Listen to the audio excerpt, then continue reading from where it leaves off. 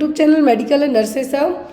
आज की क्लास में हम चाइल्ड हेल्थ, नर्सिंग और ओबीजी के क्वेश्चंस पढ़ेंगे जो कि आपके हर एक एग्ज़ाम्स के लिए हेल्पफुल हैं। अपकमिंग टाइम में आपके बहुत सारे एग्ज़ाम्स में बात करें हम तो आपके लिए 1 महीने का टाइम है जो आपका नॉर्सेट 5th एग्ज़ाम है, प्रीलिम एग्ज़ाम है, फिर उसका मेंस है, यूपीपीएससी का एग्ज़ाम है, झारखंड का एग्ज़ाम है। 19 तारीख को हिमाचल प्रदेश में एग्ज़ाम है स्टाफ नर्स की पोस्ट के लिए। तो अलग अलग जगह जितने भी एग्ज़ाम हो रहे हैं सभी क्लासें आपके लिए हेल्पफुल रहेंगी। ऐसा नहीं है कि कोई क्लास आपके लिए हेल्पफुल ना रहे। दूसरी चीज़, रिसेंट में यूपी में एग्ज़ाम हुआ है, वो आंसर की आपको कल मॉर्निंग में अपडेट कर दी जाएगी। और जो भी लोग चैनल पर नए हैं प्लीज़ चैनल को सब्सक्राइब करके बेल आइकॉन बटन को ज़रूर प्रेस करें और ऑफिशियल ऐप को जाके डाउनलोड ज़रूर करें ताकि आपकी कोई भी यहाँ पे जो चीज़ें आप पढ़ते हैं वो हो सकता है ऐप पर आपको कुछ नई चीज़ें मिलें। आप वहाँ पे अपना नॉलेज लेवल भी चेक कर सकते हैं क्योंकि वहाँ पर चैलेंज क्विज आप सभी के लिए फ्री है। मॉक टेस्ट टाइप से आपको सभी चीज़ें फ्री हैं जिसका आपको कोई भी चार्ज नहीं लगना है। तो यहाँ पर जो कल की क्लास में क्वेश्चन आपके लिए दिया था, क्वेश्चन था what is the condition in which children is pulling out here. कौन सी कंडीशन है जिसमें बच्चे अपने खुद के बाल खींचते हैं। ऑप्शन में था इमिप्रामाइन, एक्रोफोबिया, ओलेंजापाइन या फिर ट्राइक्लोट्लोमेनिया। तो इमिप्रामाइन तो क्या है, एक ट्राईसाइक्लिक एंटी डिप्रेसेंट है और ये ड्रग ऑफ चॉइस भी किसके लिए है, एन्यूरेसिस के लिए जो बेड वेटिंग करेंगे। फिर यहाँ पर दूसरा ऑप्शन है एक्रोफोबिया। क्या है, एक्रोफोबिया। एक्रोफोबिया का मतलब होता है फियर ऑफ हाइट। यहाँ पे लिख देती हूँ मैं, फियर ऑफ हाइट। ओलेंजापाइन ये भी एक मेडिसिन है। तो यहाँ पर जो बच्चे अपने खुद के बाल खींचने लगते हैं, कभी कभी बच्चे बहुत ज़्यादा चिड़चिड़े हो जाते हैं, अपने खुद के बाल नोचना स्टार्ट कर देते हैं, वो कंडीशन कहलाती है ट्राइक्लोट्लोमेनिया। और ये क्वेश्चन यूपीपीएससी के एग्ज़ाम में आ चुका है। यूपीपीएससी में अभी तक 3 या 4 बार पेपर हो चुका है। 3 बार की आंसर की तो आपको चैनल पर ही अपडेटेड मिल जाएगी। 2017, 21 एंड 22 में 22 में 2 बार पेपर हुआ है, तो वो आंसर की आपको चैनल पर मिल जाएगी। तो आप लोग जाके एक बार ज़रूर चेक करना कि यहाँ पर जो ट्रिक्टोट्लोमेनिया है इसमें बच्चे अपने खुद के बाल क्यों खींचेंगे, या तो जब वो बहुत परेशान होंगे या फिर ADHD वाले बच्चे होंगे। तो यहाँ पर वो क्या है, ट्राइक्टोट्लोमेनिया। आज का जो फर्स्ट क्वेश्चन है वो हम जीके से स्टार्ट करेंगे क्योंकि बुक्स के ऑथर के नाम आपको ज़रूर आते हैं एग्ज़ाम में, और जब जो फेमस बुक आती हैं उनके नाम तो यूपीपीएससी के एग्ज़ाम में ज़रूर आते हैं और नॉर्सेट में आते हैं, बाकी NHM के एग्ज़ाम्स में रेयरली ही आते हैं। क्वेश्चन है यहाँ पर, who is the author of the book titled the India way strategies for an uncertain world. Book का नाम है यहाँ पर the India way strategies for an uncertain world. इस बुक के ऑथर कौन है, नरेंद्र मोदी, S जयशंकर, अरुण जेटली या फिर रघुराम राजन। रघुराम राजन RBI के गवर्नर रह चुके हैं। अरुण जेटली पहले फाइनेंस मिनिस्टर रह चुके हैं, अभी वो अब नहीं है। यहाँ पर इनकी डेथ हो गई एक या 2 साल पहले। S जयशंकर रिसेंट में एक्सटर्नल अफेयर मिनिस्टर हैं इंडिया के। नरेंद्र मोदी प्राइम मिनिस्टर हैं। अब बताइए कि बुक का नाम है India way strategies for uncertain world. इसको लिखे हुए में भी 1 साल से ज़्यादा का टाइम हो गया है और इस बुक के ऑथर हैं S जयशंकर। कौन है, S जयशंकर बुक के ऑथर हैं। और S जयशंकर कौन है, रिसेंट में जो विदेश मंत्रालय के मंत्री के नाम से या तो आप याद रख लें यदि इससे याद रहे, या फिर एक्सटर्नल अफेयर मिनिस्टर हैं। Next is the normal range of clotting time by capillary tube method is. तो कैपिलरी ट्यूब मेथड से जब आप क्लॉटिंग टाइम चेक करते हैं तो नॉर्मल रेंज कितनी होगी, 2 से 8 मिनट, 24 से 48 घंटे, 2 to 8 सेकेंड या फिर 12 to 18 आवर। तो क्लॉटिंग टाइम आपको चेक करना है वो भी कैपिलरी ट्यूब मेथड से। किससे, कैपिलरी ट्यूब मेथड से क्लॉटिंग टाइम चेक करते हैं आप। तो कितना हो, कैपिलरी ट्यूब मेथड में क्या होगा कि जो कैपिलरी ट्यूब ली जाएगी और डायरेक्ट आपकी स्किन पे प्रिक किया जाएगा, तो जो ब्लड आएगा आपका वो निकाल के उस जो कैपिलरी ट्यूब है उसमें जाएगा। आफ्टर दैट आप ट्यूब तोड़ के देखेंगे तो कितने टाइम के अंदर वहाँ पे क्लॉट बन जाता है, वो चीज़ चेक की जानी है। वो यहाँ पर होता है 2 to 8 मिनट तक। कितना? 2 से 8 मिनट तक का टाइम लग सकता है। देखिए, after the prick blood will automatically stuck in the capillary. जैसे ही ब्लड को आप प्रिक करने के लिए कैपिलरी वो करेंगे तो ब्लड अपने आप सक हो जाएगा इसमें, क्योंकि वो क्या हॉलो ट्यूब टाइप से रहेगी। ब्लड सक होगा। आफ्टर दैट आप इसको तोड़ के देखेंगे तो यहाँ पर ब्लड क्लॉट जमता है या नहीं, ये चीज़ आपको पता चल जाएगी 2 to 8 मिनट के अंदर। तो ये मेथड में कितना ड्यूरेशन लगा है कैपिलरी ट्यूब में क्लॉटिंग टाइम में, तो होगा 2 से 8 मिनट तक। Next is most commonly perform test for assessing the adequacy of sperm is. तो एडिकेसी ऑफ स्पर्म मतलब स्पर्म एडिकेट है या नहीं, तो इसके लिए यहाँ पर कौन सा टेस्ट यूज़ किया जाएगा? स्पर्म मोटिलिटी, स्पर्म मॉर्फोलॉजी, सीमेन वॉल्यूम या फिर स्पर्म काउंट। तो स्पर्म की टेस्टिंग क्यों की जाएगी, किसके लिए की जाएगी? फर्स्ट ऑफ थिंग इनफर्टिलिटी के लिए। किसके लिए? इनफर्टिलिटी के लिए। और जो टेस्ट किया जाएगा कि स्पर्म एडिक्वेट है या नहीं, तो यहाँ पर वो टेस्ट कौन सा होगा? Sperm motility. स्पर्म मोटिलिटी है यहाँ पर चेक की जाएगी। जो यहाँ पर मैंने आपको सेकंड शॉर्ट्स चैनल पर जाके आप लोग प्लीज़ विजिट करना, मेल रिप्रोडक्टिव सिस्टम में पढ़ाया था कि स्पर्म का फॉर्मेशन कैसे होता है, पूरा स्टेप बाय स्टेप पढ़ाया है। 5 से 10 मिनट की क्लास है, जाके आप लोग एक बार विजिट ज़रूर करना। क्या क्या मिक्स होके स्पर्म में सीमेन में जाएगा कि जब वो स्पर्म एक तरीके से पेनिट्रेट करेगा जब ओवा को, तो कितना मैच्योर होना चाहिए, कितना अमाउंट होना चाहिए, कितने दिन में मैच्योर होगा, सब चीज़ें पढ़ाई गई हैं। उसकी लिंक मैं इसी क्लास के डिस्क्रिप्शन बॉक्स में दे दूँगी, तो आप जाके एक बार विजिट ज़रूर करना। तो स्पर्म की मोटिलिटी या फिर सीमेन की वॉल्यूम, ये सब चीज़ें किसके लिए चेक की जाएंगी? इनफर्टिलिटी के लिए। इसके लिए इनफर्टिलिटी के लिए। तो यहाँ पर जो टेस्ट होगा एडिक्वेसी ऑफ स्पर्म के लिए वो कौन सा होगा? वो होगा स्पर्म मोटिलिटी। क्या है? Sperm motility. According to WHO के 1 ml सीमेन में 15 मिलियन स्पर्म रहते हैं। कितने? 15 मिलियन स्पर्म रहते हैं 1 ml सीमेन में। अब यहाँ पर जो 15 मिलियन स्पर्म है, इनमें से एक स्पर्म ही पेनिट्रेट कर पाता है ओवा को। बाकी सभी कुछ तो स्टार्टिंग टाइम में ही उनकी डेथ हो जाती है, कुछ पहुँच पाते हैं, लेकिन ओवा के चारों तरफ एक जो और कवरिंग लेयर होती है वो उसमें भी ऐसे एंजाइम रिलीज करती है कि पेनिट्रेशन नहीं हो पाता। जो सबसे मजबूत स्पर्म होगा वही पेनिट्रेट कर पाएगा। तो यहाँ पर WHO के अकॉर्डिंग 1 ml सीमेन में कितने स्पर्म होंगे? 15 मिलियन स्पर्म। अब हम यहाँ पे ये चीज़ भी देखेंगे कि यदि सीमेन में स्पर्म कम है तो क्या प्रॉब्लम होगी, क्या टर्म यूज़ किए जाएंगे, एजोस्पर्मिया होगा, ओलिगोस्पर्मिया होगा। ये सब चीज़ें भी इसी क्वेश्चन में हम ऐड करेंगे और आपको इजीली कि जो मोस्ट कॉमन टेस्ट है किसके लिए? एडिक्वेसी ऑफ स्पर्म के लिए, कि सीमेन में प्रॉपर स्पर्म है या नहीं। तो वो टेस्ट कौन सा हो गया? Sperm motility test. According to WHO के 1 ml सीमेन में 15 मिलियन स्पर्म रहते हैं। क्लियर? ये भी हमने पढ़ा। अब हम बात करेंगे कि स्पर्म का फॉर्मेशन और एजाकुलेशन प्रोडक्शन कैसे होगा। स्पर्म बनते हैं टेस्टिकल के अंदर, बहुत छोटी छोटी सेमनीफेरस ट्यूब्यूल्स होती हैं।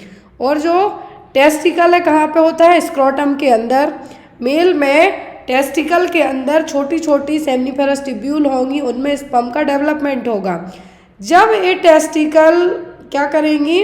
हार्मोन रिलीज करेंगी, तब ये जो स्पर्म है क्या होंगे? बाहर आएंगे और स्पर्म मैच्योर होंगे, क्योंकि बना तो दिए सेमनीफेरस ट्यूब्यूल है, लेकिन जब तक उनमें कुछ हार्मोन नहीं भेजे जाएंगे तब तक वो उतने अच्छे तरीके से एक्टिवेट नहीं होंगे। तो ये काम करेंगी टेस्टिकल टेस्टोस्टेरोन हार्मोन मिक्स करके। अब ये स्पर्म बनने के बाद ट्रेवल करेंगे एपिडिडमाइडस में। यहाँ पर ये देखिए कुछ वीक तक ही रहेंगे, लेकिन इनका जो एक तरीके से हम ये कहेंगे एपिडिडमाइडस में क्या होंगे? स्टोर हो जाएंगे। बनने के बाद क्या होंगे? स्टोर हो गए। यहाँ पे जाके सेमनीफेरस ट्यूब्यूल ने बना दिए, एपिडिडमाइडस में जाके स्टोर हो गए। कुछ वीक तक यहाँ पे रह के और मेच्योर होंगे। After that a vast differences जो कट की जाती है, जब मेल में वेसेक्टोमी होती है तो इसी वास्ट डिफरेंसेस के यहाँ पे कट लगाया जाता है, ताकि जो भी स्पर्म बनते हैं क्या हो पाए? ये मैच्योर होके एक तरीके से हम कहते हैं कि फर्टिलाइजेशन ही ना कर पाएँ। तो ये यहाँ पर माइग्रेट होंगे वास्ट डिफरेंसेस के थ्रू। अब यहाँ पर सेमिनल ग्लैंड होती है जो कि कुछ फ्लूइड बनाएगी, नरिश करेगी, किसको? सीमेन रिलीज करेगी, कुछ फ्लूइड भी निकालेगी, और इसी में मिक्स होके क्या होंगे, सेमिनल फ्लूइड हो गया, कुछ फ्लूइड प्रोस्टेट ग्लैंड रिलीज करेगी, प्रोस्टेट फ्लूइड और सेमिनल फ्लूइड मिलके सीमेन बनाएंगे और इसी सीमेन में स्पर्म जाएंगे और जब इजाकुलेशन होगा यूरेथ्रा के थ्रू तो सीमेन में मिक्स होकर स्पर्म बाहर निकल जाएंगे। तो ये तो स्पर्म का बनना कैसे इजाकुलेट हो गया, ये हो गया। अब यहाँ पर स्पर्म में भी प्रॉब्लम होती हैं जो आपने फर्टिलिटी पढ़ी है, सॉरी इनफर्टिलिटी। फर्टिलिटी का मतलब तो है कि आप एबल हैं बच्चा पैदा करने में, कंसीव करने में, लेकिन इनफर्टिलिटी का मेन रीज़न होता है मेल में कुछ प्रॉब्लम होना, फीमेल में कुछ प्रॉब्लम होना। मेल हो सकता प्रॉपर स्पर्म नहीं बना पा रहे हैं या फिर बन रहे हैं तो उनकी काउंटिंग अच्छी नहीं है जितना ज़रूरी है कंसीव करने के लिए। तो 40% तक मेल रिस्पॉन्सिबल होते हैं और 40% तक फीमेल। मोस्ट ऑफ दी आपने स्टेट में देखा होगा कि सबसे ज़्यादा जो इनफर्टिलिटी से लोग जूझते हैं वो जो गर्म वाली जगह है, जैसे मान लीजिए राजस्थान हो गया, वहाँ का टेम्परेचर बहुत हाई जाता है तो वहाँ पे भी इनफर्टिलिटी के केसेस मोस्टली देखने को मिलेंगे। तो यहाँ पर मेल में इनफर्टिलिटी की हम बात कर रहे हैं कि मेल में इनफर्टिलिटी का रीज़न क्या हो सकता है। एक हो सकता है एजोस्पर्मिया, दूसरा ओलिगोस्पर्मिया। मेन तो स्पर्म का ही खेल है। तो यहाँ पर एजोस्पर्मिया में क्या होगा कि 0 स्पर्म काउंट होगा, सीमेन रहेगा लेकिन उसमें स्पर्म नहीं रहेंगे, तो उस कंडीशन को कहा जाता है ईजोस्पर्मिया। दूसरा है ओलिगोस्पर्मिया, मतलब जो काउंटिंग होनी चाहिए, जो WHO के अकॉर्डिंग जो नॉर्मल 1 ml सीमेन में 15 मिलियन स्पर्म तक होने चाहिए, लेकिन ऐसा नहीं होगा। क्या होगा, ऐसा नहीं होगा किसमें, ओलिगोस्पर्मिया में। तो यहाँ पर जो आपका ओलिगोस्पर्मिया क्या है, लेस देन 15 मिलियन पर ml, 15 मिलियन पर ml स्पर्म काउंट से भी कम होना वो है ओलिगोस्पर्मिया। अब यहाँ पर इन दोनों के रीज़न भी अलग अलग हैं। तो एजोस्पर्मिया में तो सीमेन में स्पर्म ही नहीं रहेंगे, सीमेन है लेकिन स्पर्म नहीं है, तो वो हो गए एजोस्पर्मिया। ओली का मतलब ही होता है कि कम होना। तो एजोस्पर्मिया का जो मेन रीज़न है, हमने जस्ट अब भी पढ़ा कि जो स्पर्म का प्रोडक्शन है कैसे होगा, कैसे सीमेन मिक्स होकर इजैकुलेट करेगा। तो एजोस्पर्मिया में क्या होगा कि सीमेन तक तो बनेगा लेकिन हो सकता है सेमिनिफेरस ट्यूब्यूल में कुछ ब्लॉकेज हो या फिर एपिडिमाइडिस में कुछ ब्लॉकेज हो या फिर वास डिफरेंसेस में कुछ प्रॉब्लम हो, जिसके कारण जो स्पर्म बने हैं वो इजाकुलेशन के टाइम तक नहीं आ पाएंगे। अब ये ऑब्स्ट्रक्टिव भी हो सकता है, जो मैंने बताया कि कुछ ऑब्स्ट्रक्शन के कारण। नॉन ऑब्स्ट्रक्शन में यही कि बनेंगे ही नहीं। फिर इसका रीज़न क्या है कि जो रिप्रोडक्टिव ट्रैक्ट है, मैंने आपको बताया एपिडिमाइडिस में कुछ ब्लॉकेज हो सकता है, वास डिफरेंसेस में हो सकता है, कुछ सेक्सुअली ट्रांसमिटेड डिसीज़ के कारण हो सकता है, या फिर टेस्टोस्टेरोन हार्मोन ही ना प्रॉपर बने, या फिर जो इजैकुलेटरी डक्ट है उसमें ऑब्स्ट्रक्शन होगा जिसके कारण स्पर्म है जो बनेंगे नहीं, बनते हैं तो बाहर नहीं आ पाएंगे। ट्रीटमेंट में इसका यही है कि सर्जरी की जाएगी, हार्मोनल रिप्लेसमेंट थेरेपी दी जाएंगी, आपकी लाइफस्टाइल को चेंज किया जाएगा। हो सकता है आप बहुत ज़्यादा स्ट्रेस में, हो सकता है आप शराब पीते, हो सकता है कुछ ड्रग्स लेते हो, तो इन सब चीज़ों से मॉडिफाई करके आपकी इनफर्टिलिटी को ट्रीट किया जा सकता है जो एजोस्पर्मिया के कारण हुई है। दूसरा आता है ओलिगोस्पर्मिया, सीमेन है लेकिन इसमें स्पर्म का काउंट बहुत ही कम है जो प्रेगनेंसी कंसीव करने के लिए प्रॉपर नहीं है। माइल्ड में थोड़ा कम, मॉडरेट में थोड़ा कम और सीवियर में है ही नहीं, स्पर्म ही नहीं है। कॉज इसमें भी स्मोकिंग हो सकता है, आपका स्ट्रेस हो सकता है, हार्मोनल इम्बैलेंस हो सकता है, कुछ जेनेटिक्स प्रॉब्लम भी हो सकती हैं। इसमें भी वही सेम ट्रीटमेंट होगा कि मेडिसिन दी जाएंगी, यदि कुछ ब्लॉकेज वगैरह है तो उसको सर्जरी के थ्रू ट्रीट किया जाएगा, ये सब चीज़ें आएंगी। अब यहाँ पर इनफर्टिलिटी की बात करें हम, इनफर्टिलिटी का मतलब ही होता है कि 1 साल तक बिना किसी कॉन्ट्रासेप्टिव मेथड के ट्राई करना लेकिन कंसीव ना कर पाना, तो वो कंडीशन कहलाती है इनफर्टिलिटी। अब इनफर्टिलिटी 2 तरीके की होती है, एक होती है प्राइमरी और दूसरी सेकेंडरी। प्राइमरी इनफर्टिलिटी में क्या होगा कि लेडी कभी भी प्रेग्नेंट नहीं हो पाएगी। लेडी मतलब यहाँ पर कपल की बात की जाएगी, couple has never produced a pregnancy, और कभी भी कंसीव नहीं कर पाएगी। तो अब इस केस में जो फॉल्ट है, या तो आप जो वुमेन है उसमें कुछ प्रॉब्लम्स है, ओव्यूलेशन सही से नहीं हो रहा है, या फिर कुछ ओवरी में प्रॉब्लम है, कुछ भी रीज़न हो सकते हैं, या फिर मेल प्रॉपर स्पर्म ही प्रोड्यूस नहीं कर पा रहा है, ओलिगोस्पर्मिया, एजोस्पर्मिया है। दूसरा है सेकेंडरी। सेकेंडरी में एक बार आपने बच्चे को कंसीव किया, आपका बच्चा है, लेकिन जब आप दूसरी बार कंसीव करना चाहते हैं तो अनेबल हैं कंसीव करने में। ये क्या कहलाएगी? Secondary infertility. नेक्स्ट क्वेश्चन देखेंगे हम। आई होप आपको पूरे 3 से 4 क्वेश्चन तक यहाँ पे आपके बनेंगे। एक तो ये कि एडिक्वेसी ऑफ स्पर्म कैसे चेक करेंगे? स्पर्म की मोटिलिटी से, स्पर्म कितना मोटाइल है या नहीं। अब दूसरा है यहाँ पर स्पर्म बनेगा कैसे, ये आपको पूछा जाए तो ये भी आपको आना चाहिए। इनफर्टिलिटी भी पता होना चाहिए और स्पर्म में क्या प्रॉब्लम है जिसके कारण स्पर्म या तो 0 रहेगा तो एजोस्पर्मिया, सीमेन में स्पर्म है लेकिन बहुत कम है, मतलब ओलिगोस्पर्मिया। Next is digoxin इजन। तो डिगॉक्सिन क्या है? कैल्शियम चैनल ब्लॉकर है, कार्डियक ग्लाइकोसाइड्स है, थ्रोम्बोलाइटिक एजेंट है या फिर एंटी एंजाइना ड्रग है। तो डिगॉक्सिन है क्या? डिगॉक्सिन है कार्डियक ग्लाइकोसाइड्स। क्या है? Cardiac glycosides generally atrial fibrillation, atrial flutter या फिर कंजेस्टिव हार्ट फेलियर में यूज़ किए जाते हैं। कार्डियक ग्लाइकोसाइड्स ऐसी ड्रग्स होती हैं जो हार्ट के कॉन्ट्रैक्शन से उनको बढ़ाएंगी ताकि रेट ऑफ कॉन्ट्रैक्शन है घटे, लेकिन फोर्स ऑफ कॉन्ट्रैक्शन बढ़ाने का काम करेंगी कार्डियक ग्लाइकोसाइड। डिगॉक्सिन आपको एक और आता है कि विथहेल्ड कब करना है? तो जब पल्स रेट, यदि विथहेल्ड की बात करें तो विथहेल्ड कब करना है डिगॉक्सिन? जब बिलो 60 चली जाए क्या पल्स रेट, तब आपको डिगॉक्सिन नहीं देना, नहीं तो मरीज और निकल लेगा। तो यहाँ पर कार्डियक ग्लाइकोसाइड्स क्या है? Increase the force of contraction of the heart but decrease rate of contraction. तो यहाँ पर रेट को घटाएंगे, पल्स रेट को और घटाएंगे, ऑलरेडी घटी हुई है तो मरीज तो ऊपर ही चला जाएगा। जो ग्लाइकोसाइड्स हैं, कार्डियक ग्लाइकोसाइड्स या फिर डिगॉक्सिन डिजिटालिस एजेंट की टॉक्सिसिटी जरूर एग्जाम में आती है। टॉक्सिसिटी के आपको साइन पूछे जाते हैं। Next is what is the most common site of injury from blunt chest trauma. तो ब्लंट चेस्ट ट्रॉमा का मतलब कोई भी शार्प ऑब्जेक्ट आपके चेस्ट में जाके धंस जाए। मूवीज़ में आपने देखा होगा कि कुछ भी शार्प है जो चाकू आर के पार कर दी चेस्ट के, या फिर कुछ भी हार्ड आइटम रॉड वगैरह हो गई, तो वो है ब्लंट चेस्ट ट्रॉमा। तो मोस्ट कॉमन साइट इंजरी क्या होती है? अओर्टा, एसबीसी, लेफ्ट वेंट्रिकल या फिर राइट वेंट्रिकल। क्या है? तो ब्लंट चेस्ट ट्रॉमा के लिए साइट है जहाँ पे सबसे ज़्यादा इंजरी होने का रिस्क रहता है, वो होता है राइट वेंट्रिकल। क्यों? क्योंकि यहाँ पर जो राइट वेंट्रिकल स्टर्नम के पास में ही होगा। और यहाँ पर ब्लंट चेस्ट ट्रॉमा की बात की जा रही है, चेस्ट में राइट वेंट्रिकल ही क्यों यहाँ पे बताया गया है? क्योंकि जब भी इंजरी की बात की जाए तो स्टर्नम में यदि इंजरी होती है तो सबसे पहले राइट वेंट्रिकल सबसे ज़्यादा अफेक्ट होगा। तो यहाँ पर कभी कभी फ्लेयल चेस्ट भी पूछा जाता है, आपको फ्लेयल चेस्ट भी पूछा जाता है। तो फ्लेयल चेस्ट में क्या होगा? जो सेगमेंट है रिब्स के, सेगमेंट है वो क्या होंगे? टूट के वहीं वहीं फैलेंगे, तो वो कहलाता है flail chest. Next is all are the following organs of lymphatic system except. Lymphatic system के सभी ऑर्गन्स हैं किसी एक को छोड़कर। Tonsils, spleen, thymus and pancreas, सब कुछ है किसी एक को छोड़कर।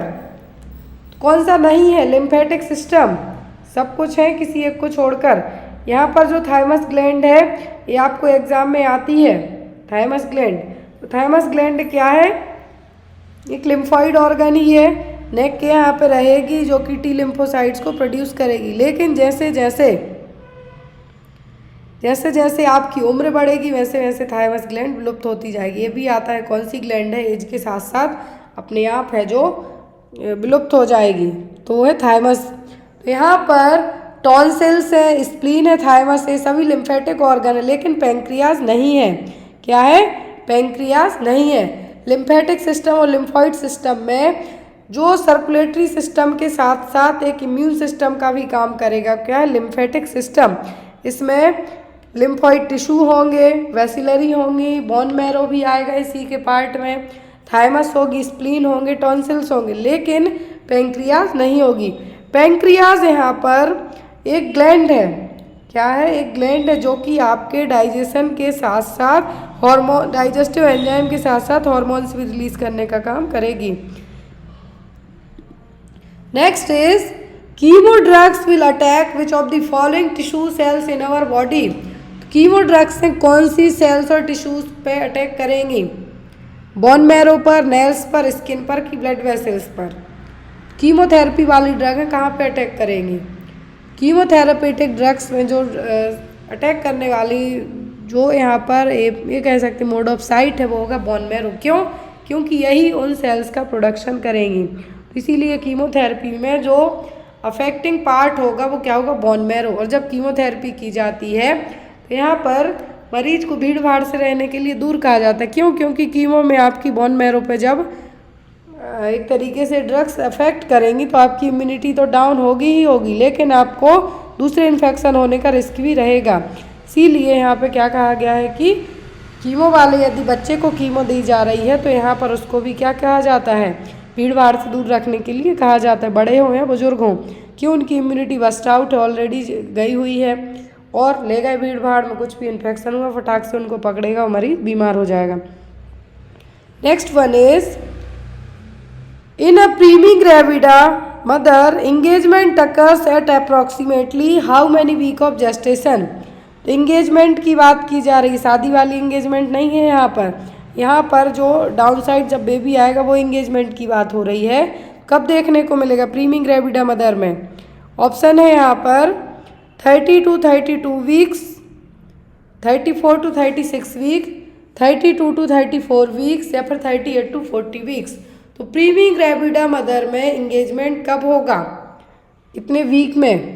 तो जो नॉर्मल प्रेगनेंसी होती है वो होती है 40 वीक तक की। जब ये 42 वीक क्रॉस कर जाए तो इसको पोस्टम प्रेगनेंसी कहा जाता है। तो यहाँ पर कितने वीक में? तो यहाँ पर जो इंगेजमेंट होगा मतलब बेबी सबसे पहले एक्सीफेस्टर्नम तक पहुँच जाता है कितने वीक की प्रेगनेंसी में? 34-35 वीक की प्रेगनेंसी में। लेकिन चेस्ट के यहाँ तक जो एक्सीफेस्टर्नम एरिया है, स्टर्नम का जो लास्ट पास्ट एक्सीफेस्टर्नम कहा जाता है, वहाँ से वापस वो नीचे की तरफ जाएगा, जिसको आप क्या कहेंगे? इंगेजमेंट। लाइटनिंग भी कह सकते हैं। यहाँ पर लाइटनिंग भी आपको टर्म यूज हो सकता है कि यहाँ पर इंगेजमेंट की जगह लाइटनिंग कहें। तो वो होता है जनरली 34 से 36 वीक की प्रेगनेंसी का, 34 to 36 वीक की प्रेगनेंसी में। आफ्टर इस इंगेजमेंट के बाद बेबी 2 वीक और मे बी 2 वीक और 1 वीक तक ही क्या रहेगा, फिर आफ्टर दैट लेबर पेन आके बच्चा बाहर आने लगता है। तो यहाँ पर यदि इंगेजमेंट और लाइटनिंग प्रॉपर हो रही है तो बच्चा है जो इजीली बाहर आने के चांसेस रहेंगे। तो यहाँ पर एक ये भी फैक्टर होगा। तो आपका यदि आंसर यहाँ पे पूछें कितना, तो वो है 34 से 36 वीक, 34 to 36 वीक। अब यहाँ पर यदि आप टर्म प्रेगनेंसी की बात करें, टर्म प्रेगनेंसी होती है 37 वीक्स की। प्री टर्म की बात करें आप, प्री टर्म होती है बिफोर यदि 37 वीक के, क्या है, बिफोर 37 वीक्स के हो जाए तो है प्री टर्म बेबी होते हैं, वो कहलाते हैं प्री टर्म बेबी। तो यहाँ पर पोस्ट टर्म यदि बात करें तो पोस्ट टर्म में 42 वीक्स के बाद यदि डिलीवरी होती है आफ्टर, सॉरी यहाँ पे आफ्टर आएगा, तो जो आफ्टर 42 वीक्स है वो किस में जाएगा? आपका पोस्ट टर्म में। Next is common complication after perforation of appendix. तो अपेंडिक्स का कॉमन कॉम्प्लिकेशन क्या है? यदि अपेंडिक्स परफोरेट हो जाए मतलब बस्ट आउट हो जाए तो क्या होगा? पेरिटोनाइटिस, इंटेस्टाइनल ऑब्स्ट्रक्शन, हेमरेज या फिर पेल्विक इन्फ्लामेटरी डिसीज। क्या देखने को मिलेगा यदि अपेंडिक्स परफोरेट हो जाए? परफोरेट का मतलब है बस्ट हो जाए वहीं पर। अपेंडिसाइटिस में क्या होगा? इन्फेक्शन ही अपेंडिक्स का। यदि वही इन्फेक्शन बस्ट हो गया तो क्या हो कंडीशन कहलाएगी? परफोरेट। परफोरेशन और इन्फेक्शन फैलेगा। जो पेरिटोनियम है, क्या है? पेरिटोनियम, उसमें इन्फेक्शन सबसे पहले होगा। कॉमन कॉम्प्लिकेशन क्या है अपेंडिसाइटिस का? यदि अपेंडिक्स बस्ट होती है तो जो आपके एब्डोमेन की लाइनिंग है जिसको पेरिटोनियम कहेंगे वो सबसे पहले इन्फेक्टेड होगी और वो कंडीशन कहलाएगी peritonitis. Next is correct regarding fontanelles. तो यहाँ पर फॉन्टेनेल को लेके सही पॉइंट क्या है? ऑप्शन में है anterior fontanelle closed at 18 month of age, posterior fontanelle closed at 6 to 8 weeks of age, anterior fontanelle is known as bregma and posterior is lambda या फिर ऑल ऑफ दी अबव। तो ये आपके anterior posterior fontanelle से exam में question आते हैं। तो ये आपका पूरा फॉन्टेनेल एंटीरियर पोस्टीरियर दोनों कवर हो गया। यहाँ पर एंटीरियर फॉन्टेनेल क्लोज होते हैं बाद में, जो पोस्टीरियर है पहले क्लोज हो जाते हैं, इसको ऑक्सीपिट फॉन्टेनेल भी कहेंगे। ये 6 से 8 वीक के जब बच्चे की उम्र होती है उसी वीक में क्लोज हो जाते हैं। और एंटीरियर फॉन्टेनेल 18 महीने तक का, इतना 18 महीने या फिर 1.5 साल तक का टाइम लग जाता है। एंटीरियर फॉन्टेनेल ब्रैग्मा शेप के होते हैं जबकि पोस्टीरियर लैम्डा शेप के। यहाँ पे देखिए तो आंसर आपका ऐसे केस में सभी होगा, ऑल ऑफ दी अबव। तो यहाँ पर पोस्टीरियर फॉन्टेनेल का जो नाम है वो कहलाता है ऑक्सीपिट फॉन्टेनेल। क्या है? ऑक्सीपिट फॉन्टेनेल। पोस्टीरियर फॉन्टेनेल को लैम्डा कहा जाता है क्योंकि जो आपने फिजिक्स पढ़ी है उसमें लैम्डा जो एक, यहाँ पर हम ये कहेंगे नंबरिंग टाइप से रहेगा तो उसी शेप में रहेगा, लैम्डा शेप में, इसलिए इसको लैम्डा कहा जाता है। एंटीरियर फॉन्टेनेल है जो, क्या है? एंटीरियर फॉन्टेनेल, और इसको सिंसिपिट फॉन्टेनेल के नाम से भी जाना जाता है। और ये यहाँ पर कैसा होगा? ब्रैग्मा शेप में। कैसा? ब्रैग्मा शेप में, क्योंकि यहाँ पर 4 तरफ से, बाकी ट्रायंगुलर शेप में रहेगा कौन सा? पोस्टीरियर। बाकी ये यहाँ पर चार बोन्स जाके जुड़ेंगी। यहाँ पर एक कैसा है? ये है यहाँ पर सिंसिपोट या फिर ब्रैग्मा शेप में।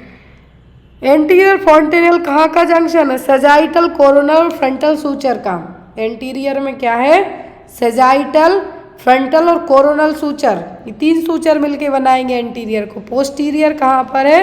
लैम्डोइडल और सेजाइटल सूचर का। कहाँ का? लैम्डोइडल और सेजाइटल सूचर का। जो सूचर क्या है? जहाँ पर 2 बोन्स आके मिल जाएंगी। क्या है? 2 बोन्स आके मिलेंगी।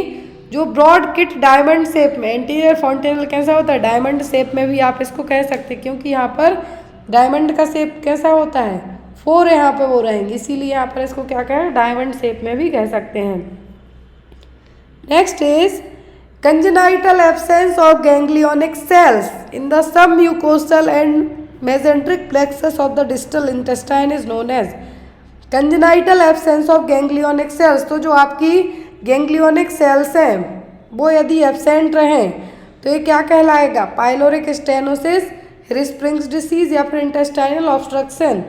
Congenital absence of ganglionic cells क्या कहलाएगा? एग्जाम में बहुत आता है। और गैंग्लियोनिक सेल्स कहाँ पे होती हैं? लार्ज इंटेस्टाइन का जो लास्ट पार्ट होता है वहाँ पर। यदि ये सेल्स एब्सेंट है तो बच्चे को क्या होगी? हिरस्प्रिंग्स डिसीज। और ये चीज़ चेक की जाती है यदि बच्चे ने डिलीवरी होने के बाद 48 आवर तक जो उसका फर्स्ट पासिंग स्टूल है मेकोनियम पास नहीं किया, तब इस चीज़ को चेक किया जाता है। मेकोनियम क्या है? ब्लैक कलर का जो स्टूल है बच्चे का वो मेकोनियम कहलाएगा। यदि डिलीवरी होने के बाद से लेके बच्चे ने 48 घंटे तक मेकोनियम पास नहीं किया तब डॉक्टर इस चीज़ के लिए असेस करेंगे। तो यहाँ पर क्या होगा? कोलोन, जो आपकी लार्ज इंटेस्टाइन, इसको कोलोन कहा जाएगा। और ये कोलोन क्या रहेगी? सबसे नीचे का पार्ट है। ये यहाँ पर गैंग्लियोनिक सेल्स रहेंगी। ये गैंग्लियोनिक सेल्स एब्सेंट रहेंगी। क्या रहेंगी? एब्सेंट रहेंगी।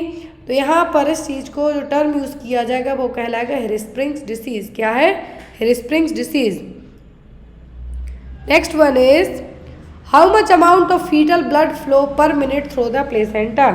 तो फीटल ब्लड फ्लो है जो पर मिनट कितना होगा प्लेसेंटा के थ्रू? 2000 ml, 1000 ml, 500 ml या फिर 400 ml। कितना फीटल ब्लड फ्लो होगा पर मिनट प्लेसेंटा से? तो होगा 500 ml तक। कितना? 500 ml तक। Next one is What possible side effect must be advised to the patient who is receiving iron therapy? यदि कोई मरीज आयरन थेरेपी ले रहा है, आयरन थेरेपी का मतलब उसको आयरन की टेबलेट दी जा रही है, कौन सा कॉमन साइड इफेक्ट होगा उस चीज़ के लिए आप एडवाइस भी करेंगे? डिजीनेस होगी, danger of sunlight, ringing in the year या फिर ब्लैकनिंग ऑफ स्टूल। क्या है जो मरीज को होगा? तो यहाँ पर पॉसिबल साइड इफेक्ट की बात की जा रही है। जब भी मरीज को आयरन की टैबलेट दी जाती है उसको आप क्या एडवाइस करते हैं कि आपको एक तो ये जो आयरन की टैबलेट है आपको कुछ भी खट्टे फलों के साथ लेना, दूध के साथ या फिर कैल्शियम के साथ। आयरन कैल्शियम को एक साथ नहीं लिया जाता, एटलीस्ट 10 से 12 घंटे का गैप दिया जाता है, जस्ट बिकॉज प्रॉपर एब्जॉर्प्शन नहीं होगा। आयरन सबसे अच्छा एब्जॉर्ब होता है खट्टे फलों के साथ, खट्टे जूस के साथ, नींबू के साथ, ऑरेंज जूस के साथ, मौसम्बी जूस के साथ। लेकिन यहाँ पर साथ में ये भी एडवाइस किया जाता है कि आपको ये टैबलेट खाने के बाद कॉन्स्टिपेशन तो होगा ही होगा, साथ में आपको ब्लैक कलर का स्टूल भी आएगा, तो आपको डरना नहीं है। ये कॉमन साइड इफेक्ट है किसका? आयरन टैबलेट का। तो दो चीज़ें जब भी आपके पेशेंट को आप आयरन टैबलेट के बारे में बताएं तो पहली कॉन्स्टिपेशन होगा, स्टूल का कलर ब्लैक होगा। दूसरा, आयरन टैबलेट को कभी भी मिल्क या फिर मिल्क प्रोडक्ट के साथ ना लें, क्योंकि इसके साथ आयरन का एब्जॉर्प्शन प्रॉपर नहीं होगा। जो ड्यूडेनम आयरन का एब्जॉर्प्शन करेगा, स्मॉल इंटेस्टाइन का पार्ट ड्यूडेनम, वहाँ पर प्रॉपर एब्जॉर्प्शन नहीं होगा। यदि आप इसी आयरन को लेमन या फिर ऑरेंज जूस के साथ लेंगे तो ये आपका प्रॉपर एब्जॉर्ब होगा। तो ये चीज़ आपको अपने पेशेंट के लिए एडवाइस करना है। तो यहाँ पर आपका आंसर क्या होगा? Blackening of the stool. Next one is most common psychiatric disorder is, तो सबसे ज़्यादा कौन सा साइकेट्रिक डिसऑर्डर होता है? डिमेंशिया, सिजोफ्रेनिया, डिप्रेशन या फिर पैरोनिया। सबसे कॉमन साइड जो साइकेट्रिक डिसऑर्डर है वो होता है डिप्रेशन। डिप्रेशन आपको अपने आसपास ही देखिए बहुत सारे मरीजों लोगों में देखने के लिए मिल जाएगा। ज़रूरी नहीं है कि उनका डिप्रेशन सीवियर हो, किसी को किसी चीज़ से डिप्रेस है, कोई किसी चीज़ से डिप्रेस है, यहाँ पर वो क्या है? आपका डिप्रेशन ही कहलाएगा। तो डिप्रेशन में यहाँ पर सबसे कॉमन, और साइकेट्रिक प्रॉब्लम में यदि पूछें तो सबसे कॉमन क्या होगी? डिप्रेशन। नेक्स्ट है आपका क्वेश्चन, ब्लीडिंग फ्रॉम और into the genital tract after 28 week of pregnancy but before the birth of the baby is known as। यदि आपको जेनाइटल ट्रैक्ट से ब्लीडिंग होती है लेकिन बच्चा होने के पहले, birth of the baby, before the birth of the baby, 28 week की प्रेगनेंसी है, क्या टर्म यूज़ करेंगे आप? Antepartum haemorrhage, postpartum haemorrhage, intrapartum haemorrhage या फिर इंट्रायूट्राइन डेथ, क्या टर्म यूज़ किया जाएगा? यदि ब्लीडिंग जेनाइटल ट्रैक्ट से होती है 28 वीक की प्रेगनेंसी के बाद लेकिन बच्चे के पैदा होने के पहले, तो उसका रीज़न है क्या? Antepartum haemorrhage. क्या है? एंटीपार्टम हेमरेज है जो इसका रीज़न है। एंटीपार्टम हेमरेज क्यों होता है जनरली? एक तो ये 24 वीक की प्रेगनेंसी के बाद देखने को मिलेगा लेकिन बच्चा होने के पहले। इसका मेन रीज़न होता है प्लेसेंटा प्रीविया। क्या है? Placenta previa. और दूसरा रीज़न है प्लेसेंटल एब्रप्शन। प्लेसेंटा प्रीविया में क्या होगा कि जो सर्वाइकल ओस है आपकी कवर रहेगी म्यूकस प्लग से, लेकिन उसकी जगह पे प्लेसेंटा जब सेंट्रल पार्ट में अटैच ना होके नीचे की तरफ आके अटैच हो जाए, या तो मार्जिनल तरीके से मतलब थोड़ा सा सर्विक्स को कवर करे या फिर पूरे तरीके से कवर कर जाए, तो वो सबसे कॉमन रीज़न होता है ब्लीडिंग का। कौन सी? एंटीपार्टम हेमरेज का। प्लेसेंटल एब्रप्शन मतलब प्लेसेंटा टाइम के पहले ही डिटैच होना स्टार्ट हो जाए, तो वो कंडीशन है प्लेसेंटल एब्रप्शन। ये दोनों कॉमन कॉज हैं। Next is which among the following food group is the most preferred food group by pregnant mother. कौन से फूड ग्रुप है सबसे ज़्यादा मोस्टली प्रेफर किए जाते हैं किसी प्रेग्नेंट लेडी के लिए? हाई फैट लो प्रोटीन, हाई प्रोटीन लो carbohydrate, high protein low fat या फिर high carbohydrate and high fat. कौन सी डाइट प्रेफर की जाएगी एक प्रेग्नेंट लेडी के लिए? तो ज़्यादा कैलोरी एक्स्ट्रा लेने की ज़रूरत नहीं होती है, वो ओनली 300 किलो कैलोरीज एक्स्ट्रा की बात कर रहे हैं हम। प्रेग्नेंट मदर में कितना? 300 किलो कैलोरी एक्स्ट्रा ले जाने की बात की जाती है। दूसरी, यदि आप ब्रेस्ट फीडिंग है तो कितना? 500। अब यहाँ पर प्रेग्नेंट मदर में यदि बात की जा रही है कौन से फूड ग्रुप की, तो वो होगा यहाँ पर कौन सा? वो होगा high protein but low fat diet. कौन सा? High protein but low fat diet देने की सलाह दी जाएगी। प्रेगनेंसी कंसीव करने के टाइम से ही फॉलिक एसिड दी जाने की एडवाइस दी जाए, क्योंकि एनटीडी से बच्चे को बचाना है। Next one, what is IQ level is profound mental retardation. एक क्वेश्चन और इसी तरीके से बनेगा आईक्यू लेवल में कि कौन से लेवल के आईक्यू लेवल वाले बच्चे को हॉस्पिटल में एडमिशन की ज़रूरत पड़ेगी, मतलब वो अपने से कुछ भी करने में एबल नहीं होगा, तो वो भी प्रोफाउंड मेंटल रिटार्डेशन है। तो IQ level profound mental retardation में कितना होगा? ऑप्शन में है 50 से 75, 35 एंड 50, 20 एंड 35 या फिर लेस देन 20। मेंटल रिटार्डेशन को बेस्ड ऑन आईक्यू लेवल के 4 में बांटा जाता है, mild, moderate, severe and profound. तो यहाँ पर जो आईक्यू लेवल जब कितने से कम हो जाए तब प्रोफाउंड कहेंगे, तो वो होगा लेस देन 20। कितना? 20 से भी कम। इंटेलिजेंसी क्वांटेंट। तो मेंटल रिटार्डेशन ऐसी कंडीशन है जब आईक्यू लेवल बिलो 70 से भी कम चला जाए, कितना 70 से 75 के बीच में या फिर इससे कम चला जाए, जिसमें आपके अडेप्टिव स्किल्स भी कम हो जाएं। यहाँ पर मेंटल रिटार्डेशन को 4 कैटेगरी में बांटा गया है। माइल्ड मतलब एजुकेबल, बच्चे को मेंटल रिटार्डेशन है लेकिन एजुकेबल, आप उसको समझा के उसके काम उसी से करवा सकते हैं। आईक्यू रेंज होगी इसमें 50 से 70 के बीच में, कितना 50 to 70। मॉडरेट ट्रेनेबल मतलब आप उसको चीज़ों के बारे में ट्रेंड कर सकते हैं, वो अपने काम कर सकता है, तो इसमें होगा 35 से 50। सीवियर मतलब बच्चा पूरे तरीके से अपने पेरेंट्स पे डिपेंडेंट रहेगा, तो वो होगा 20 to 35। और जब प्रोफाउंड हो जाए मतलब बच्चे को हॉस्पिटल में एडमिट करने की ज़रूरत है ऐसे केसेस में, तो वो होगी लेस देन 20। मेंटल रिटार्डेशन के लिए जो फॉर्मूला यूज़ किया जाता है वो क्या है, वो है यहाँ पर mental as divided by chronological age into 100। कितना, mental as divided by chronological age into 100। क्या है, मेंटल रिटार्डेशन के लिए फॉर्मूला है, एग्जाम में आ सकता है कि यहाँ पर आईक्यू लेवल कैसे आप चेक करेंगे। तो आईक्यू लेवल के चेक करने का जो फॉर्मूला क्या है, mental as divided by chronological age into 100। तो यहाँ पर या तो आपको क्रोनोलॉजिकल एज दी जाएगी और मेंटल एज दी जाएगी, आपको आईक्यू लेवल निकालना है। Next one is strawberry spot vagina is seen in. तो स्ट्रॉबेरी स्पॉट वेजाइना किस में देखने को मिलेगी, कैंडिडा में, ट्राइकोमोनास में, साइटोमेगालोवायरस CMV या फिर हर्पीस सिम्प्लेक्स में। तो स्ट्रॉबेरी स्पॉट वेजाइना क्या है, स्ट्रॉबेरी स्पॉट वेजाइना किस केस में देखने को मिलेगी, तो वो होगा यहाँ पर ट्राइकोमोनास में। किसमें, ट्राइकोमोनास वेजाइनलिस में स्ट्रॉबेरी टाइप की। ये देखिए जो वेजाइना की जो यहाँ पर सर्विक्स है, क्या है सर्विक्स, स्ट्रॉबेरी सर्विक्स देखने को मिलेगी। इन्फेक्शन होगा ट्राइकोमोनास वेजाइनलिस के कारण। सर्विक्स का अपीयरेंस कैसा होगा, स्ट्रॉबेरी का जो ऊपर स्पॉट होते हैं उस तरीके से होगा, क्योंकि जो पैचेस हैं, जो कैपिलरी सरफेस पर पैचेस हैं क्या हो जाएंगे, डायलेट हो जाएंगे। सर्विक्स में इन्फ्लामेशन तो होगा ही होगा, साथ में यहाँ पर इसका जो अपीयरेंस लुक है कैसा होगा, स्ट्रॉबेरी टाइप का। Next one is during a performance appraisal if the head nurse commits and error it's called. तो यदि यहाँ पर जब अप्रेजल हो रहा है, आपका परफॉर्मेंस अप्रेजल हो रहा, सैलरी बढ़ने वाली, पोस्ट बढ़ने वाली है, तो किसी हेड नर्स से कुछ क्या हो जाए, एरर हो जाए, डेटा में कुछ एरर कर जाए, तो क्या कहलाएगा, central tendency error, high-low effect, horns effect या फिर ऑल, क्या कहलाएगा ये। जब कोई हेड नर्स क्या कर जाए, यहाँ पर कुछ भी एरर कर जाए, तो वो क्या कहलाएगा, वो कहलाएगा आपका हेलो इफेक्ट। क्या कहलाएगा, हेलो इफेक्ट्स। दो तरीके के इफेक्ट होते हैं, एक होता है हेलो और दूसरा होता है हॉर्न। हेलो इफेक्ट में क्या होगा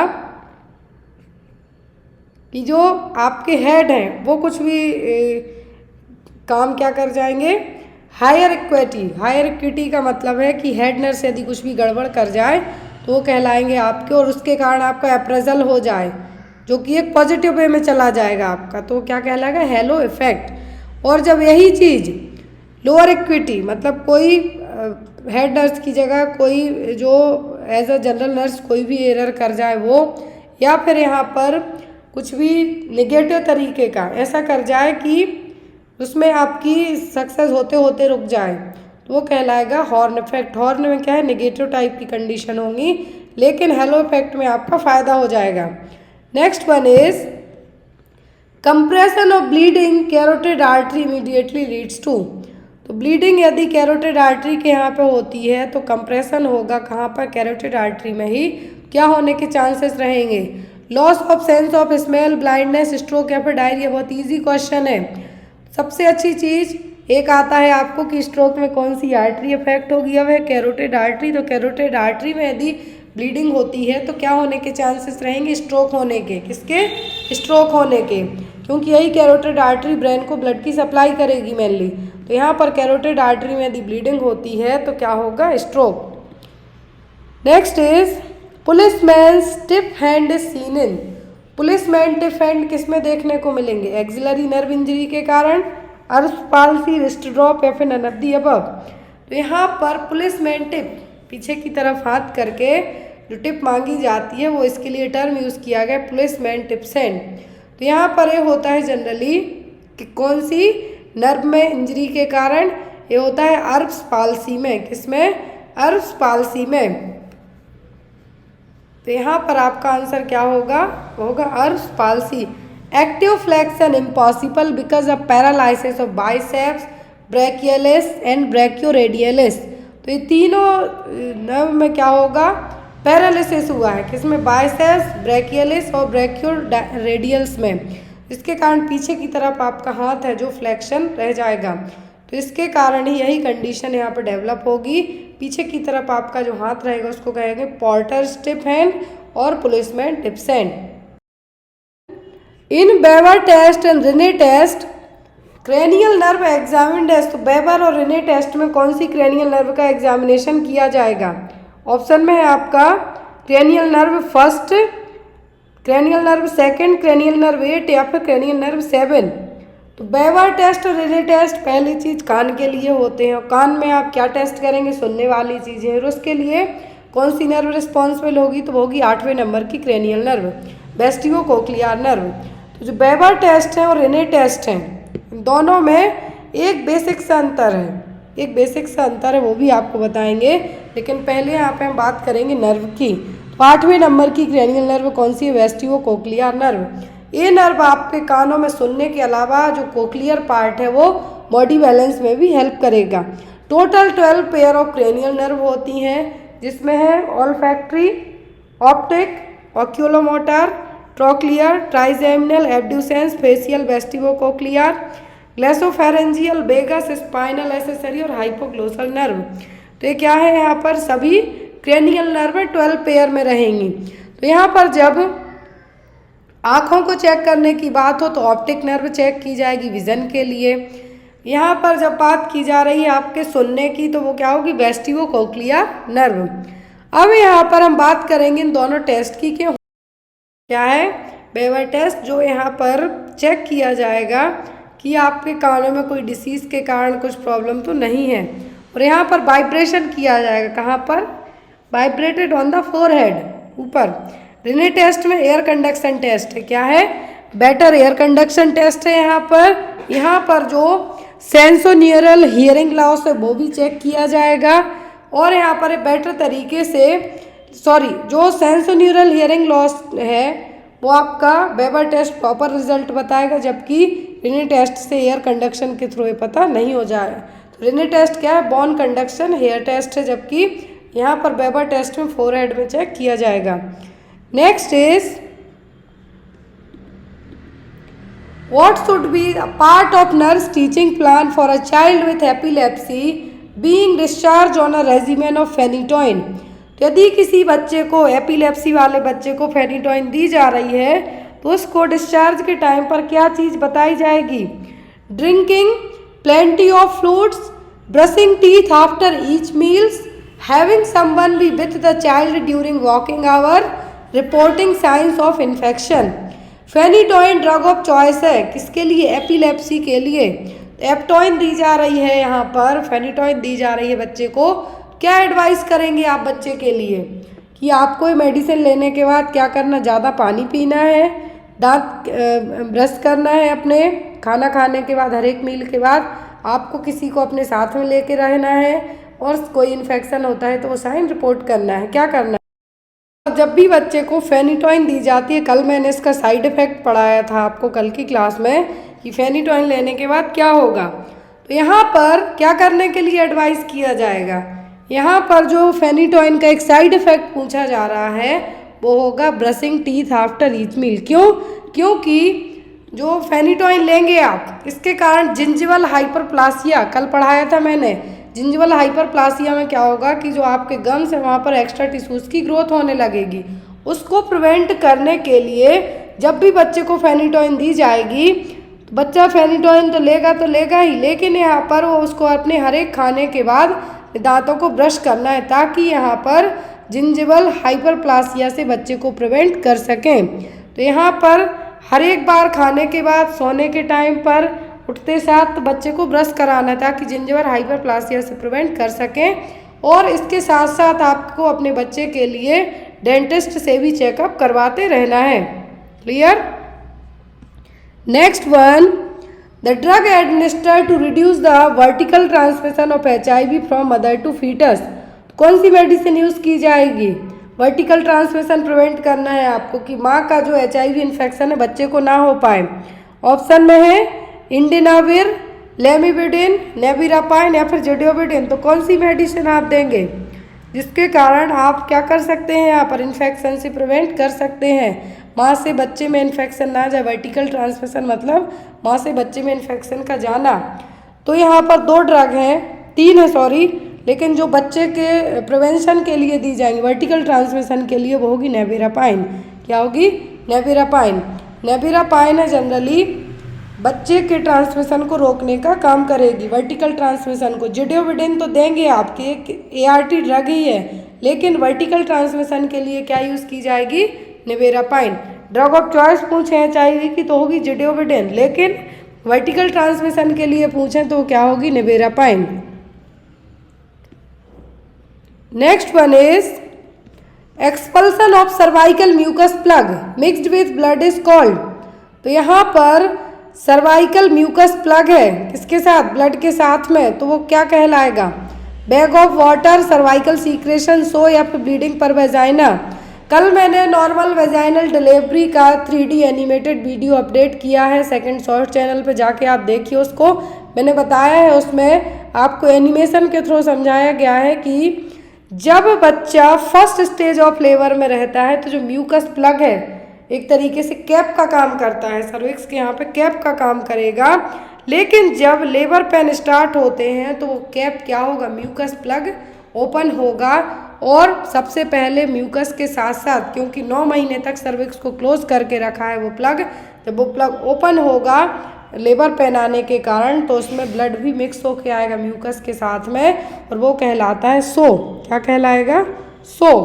और इस सो के जो म्यूकस प्लग है उसके ओपन होने के बाद एमनियोटिक फ्लूइड बाहर आता है, पहले नहीं आएगा। तो वो सो ओपन होगा, थोड़ा थोड़ा म्यूकस आएगा, ब्लड भी रहेगा मिक्स्ड, तो वो कहलाएगा blood show. Next is painless uterine contraction felt on abdominal palpation occurring every 15 minutes refers as. तो पेनलेस यूटेराइन कॉन्ट्रैक्शन आते हैं जब आप एब्डोमिनल पाल्पेशन करते हैं हर 15 मिनट के बाद।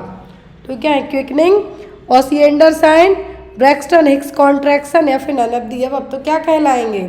ये 3 जो ऑप्शन दिए हैं इनमें से एक ना एक तो आपको आता ही है। ओसिएंडर साइन आ सकता है, जैकमियर साइन आ सकता है, या फिर चैडविक साइन आ सकता है। तो यहाँ पर क्या कहलाएगा? तो यहाँ पर एब्डोमिनल पाल्पेशन के टाइम पे आपको पेन आ रहा है, लेकिन पेनलेस यूट्राइन कॉन्ट्रैक्शन आ रही है, यूट्राइन कॉन्ट्रैक्शन होती है लेकिन दर्द नहीं हो रहा है, तो वो कहलाएगा आपका क्या? Braxton Hicks contraction. Osiander sign का मतलब है कि 8वें वीक में जनरली पल्सेशन फील होगा, कहाँ पर? लेटरल वेजाइनल फॉर्निक्स के यहाँ पर। तो क्या है? एक्स्ट्रा जब ज़्यादा ब्लड फ्लो होगा उसके कारण। क्विकनिंग का मतलब होता है फर्स्ट फीटल मूवमेंट फील होना माँ को, जो कि जनरली 20 वीक में होते हैं। क्या है यहाँ पर? First fetal movement felt by mother कब होते हैं? 20 वीक्स में। तो ये क्या है? Quickening. Next one is which of the following drug is most commonly used in the management of PPH। Postpartum haemorrhage को मैनेज करने के लिए कौन सी ड्रग यूज़ की जाती है? ऑक्सीटोसिन, प्रोस्टाग्लैंडिन, मिथार्जिन या फिर एस्ट्रोजन। तो कौन सी मेडिसिन यूज़ की जाएगी किसके लिए? PPH को मैनेज करने के लिए। तो वो होती है ऑक्सीटोसिन, ड्रग ऑफ चॉइस है। पिटोसिन और oxytocin first drug of choice है पोस्टपार्टम हेमरेज को प्रिवेंट करने के लिए, क्योंकि एज ए नार्कोटिक्स की तरह काम करेगी, साइड इफेक्ट बहुत कम होते हैं एज कम्पेयर टू अदर के। तो यहाँ पर क्या दिया जाएगा? ऑक्सीटोसिन। तो आंसर आपका क्या होगा ड्रग ऑफ चॉइस में PPH के लिए? वो होगा ऑक्सीटोसिन और पिटोसिन।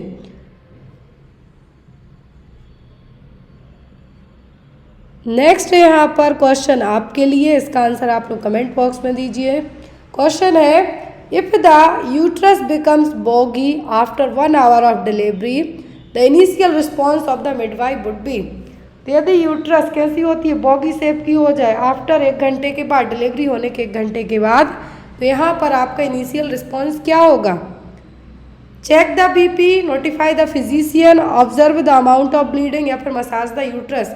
क्या करेंगे आप? आपका इनिशियल रिस्पॉन्स क्या होगा यदि यूट्रस बॉगी शेप में हो जाए तो? आंसर कमेंट बॉक्स में देना। आई होप आपको आज की क्लास अच्छी लगी हो। Thank you for watching us. Bye bye, take care.